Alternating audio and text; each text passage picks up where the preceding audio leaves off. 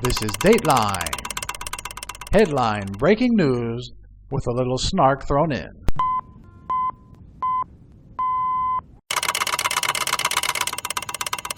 DateLine. San Antonio, Texas. While the tsunami of illegal immigrants are crushing our border security, the first case of swine flu, H1N1, was found in San Antonio. This humanitarian crisis created by President Obama has the potential to become a disease outbreak not since the Black Plague. Besides H1N1, there have been cases of tuberculosis, dengue fever, measles, and chickenpox at these makeshift facilities. And what is the Democrats' response to the misery caused by them that might cause rampant disease, as some illegals have already been sent into the U.S. to assimilate? Democrat Sheila Jackson Lee went to one of these facilities just this week to, wait for it, hand out lollipops. How many licks does it take to get to the Tootsie Roll center of a Tootsie Pop? Let's find out. 1, 2, 3. Democrats with absolute disregard for Hispanics risking their lives to get here and the American citizens that will be affected by the influx of low-skilled labor that just might be carrying diseases makes you wonder, what do the Democrats really care about? Champagne wishes and caviar dreams.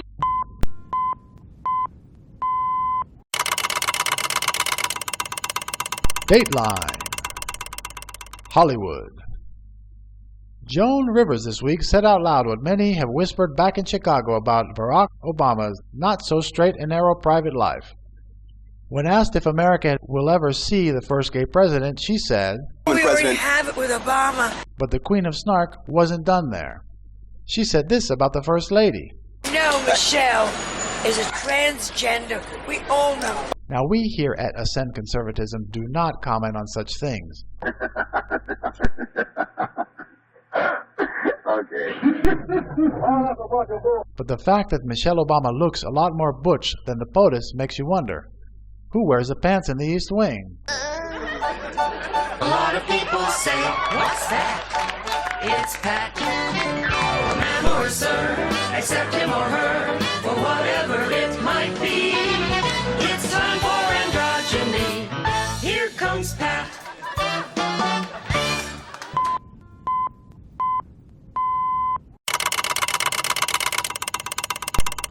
DateLine. Mexico. While deserter and maybe traitor Sergeant Bo Bergdahl goes shopping as his DoD-sanctioned integration program dictates, a real hero who actually did serve with honor and distinction in 2 tours in Afghanistan, Sergeant Andrew Tamarisi, is still in a Mexican prison after simply making a wrong turn at the San Diego border.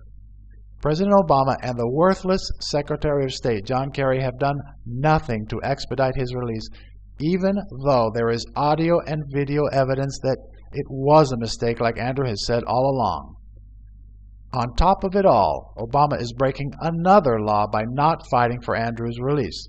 In Title 22, Section 1732 of the Foreign Relation and Intercourse Law, quote, whenever it is made known to the President that any citizen of the United States has been unjustly deprived his liberty by or under the authority of any foreign government, it shall be the duty of the President forthwith to demand of that government the reasons for such imprisonment, and if it appears to be wrongful and in violation of the rights of American citizenship, the President shall forthwith demand the release of such citizen, unquote.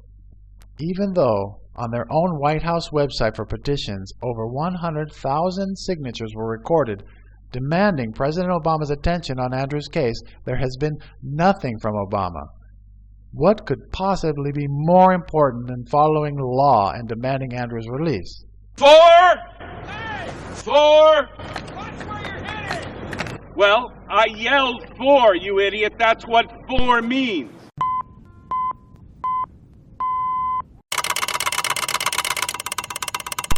DateLine.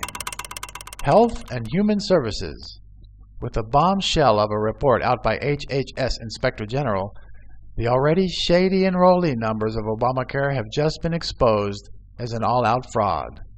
President Obama had touted over 8 million Obamacare enrollees it had only the most gullible among us actually believe.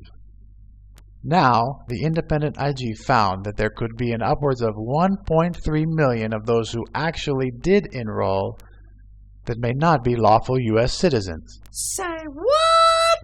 Yeah, like the using of illegals for, let's say, voter fraud and getting Obama reelected in 2012 when he beat Mitt Romney by only 333,000 votes. Very suspicious votes wasn't enough.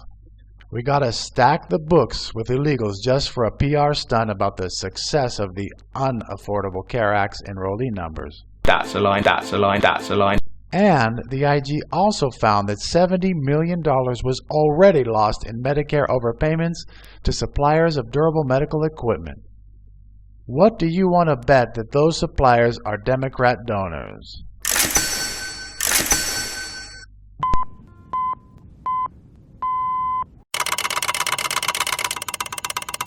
DateLine. Reality. With the petering out of the almost Hurricane Arthur along the eastern seaboard, environmentals could be overheard mumbling to themselves in a trance-like depression.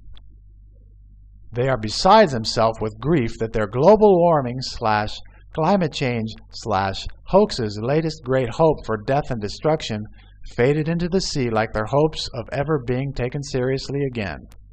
Since Hurricane Katrina, there hasn't been a lull in major hurricanes like this for decades. May I suggest to all you environmentals out there, that you change your cause's name one more time in an attempt to create the illusion of validity. Instead of calling it climate change, call it man-made weather. Who could argue with that?